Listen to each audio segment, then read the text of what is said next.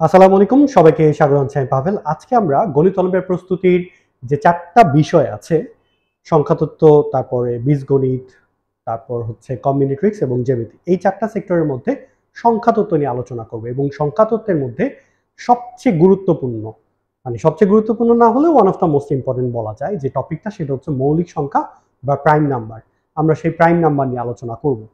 তো অলরেডি আমি একটা বোর্ডে প্রশ্ন লিখে রেখেছি। প্রশ্নটা হচ্ছে p greater than 3, এটা একটি মৌলিক সংখ্যা, পি স্কোয়ারকে 12 দ্বারা ভাগ করলে ভাগশেষ কত হবে। আচ্ছা, যারা ইংলিশ ভার্সন কিংবা ইংলিশ মিডিয়ামের আছো তাদের জন্য বলি, আমার ইংলিশের জন্য আলাদা একটা চ্যানেল আছে, সেটা হচ্ছে ম্যাথ ফান্ডামেন্টালস উইথ পাভেল। আমি চ্যানেলের নামটা একটু লিখে দিব কি না? আচ্ছা, লিখে দিই। হচ্ছে ম্যাথ ফান্ডামেন্টালস উইথ পাভেল।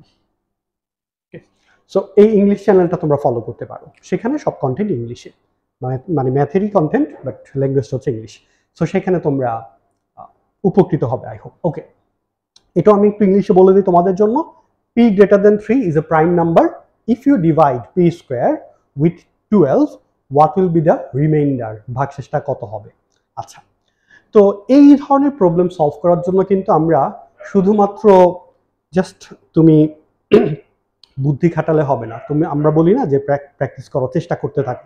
এটা তুমি যতই চেষ্টা করো হবে না। কেন হবে না? তোমাকে এর আগে কিছু প্রায়র নলেজ থাকতে হবে।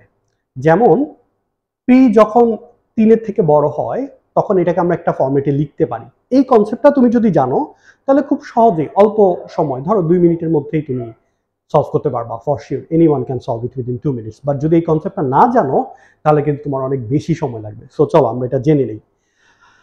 পি যদি 3-এর থেকে বড় হয়, তাহলে আমরা এটাকে লিখতে পারবো P is equal two 6k plus 1 অথবা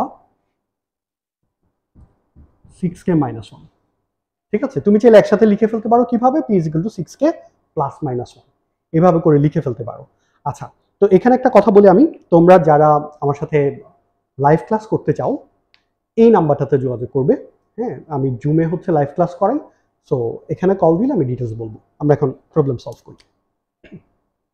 so P is equal two হচ্ছে 6k প্লাস 1 অথবা হচ্ছে 6k মাইনাস 1। এখন তুমি যদি পি স্কোয়ার করো, তাহলে কি হবে? 6k plus 1 whole square. তাহলে এটাকে যদি স্কোয়ার করো, তাহলে কি পাবো? 36k square plus 12k plus 1। হ্যাঁ, a প্লাস বি হোল স্কোয়ারের সূত্রটা আমরা অ্যাপ্লাই করলাম। আর যদি এখানে মাইনাস হয়, তাহলে এখানে মাইনাস আসবে, জাস্ট এটাই পার্থক্য। সো তুমি একেবারে করে ফেলতে পারো প্লাস মাইনাস দিয়ে। Okay, so P square is equal to 36k square plus minus 12k plus 1। এখন প্রশ্ন হচ্ছে যে আমরা যদি এটাকে 12 দিয়ে ভাগ করি, ভাগশেষটা কত হবে? দেখো, 36k স্কোয়ার, এর মধ্যে 36, এই অংশটা 12 দ্বারা বিভাজ্য, তার মানে 36k স্কোয়ারও 12 দ্বারা বিভাজ্য। 12k এটাও 12 দ্বারা বিভাজ্য, তাহলে বাকি থাকলো কি? শুধু 1।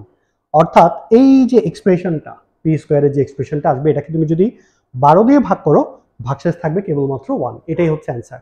তাহলে দেখো, তুমি যদি এই কনসেপ্টটা জানো যে পি এর চেয়ে বড় যে কোনো সংখ্যাকে 6k প্লাস মাইনাস 1 আকারে লেখা যায়, তাহলে কিন্তু তুমি 1 মিনিটেই সলভ করে ফেলতে পারবা।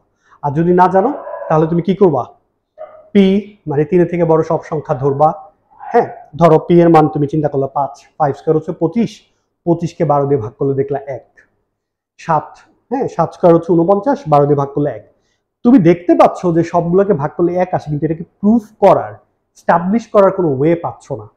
তুমি যখন এই জিনিসটা জানো, তখন কিন্তু তুমি এটাকে ইজিলি স্টাবলিশ করতে পারছো, রাইট?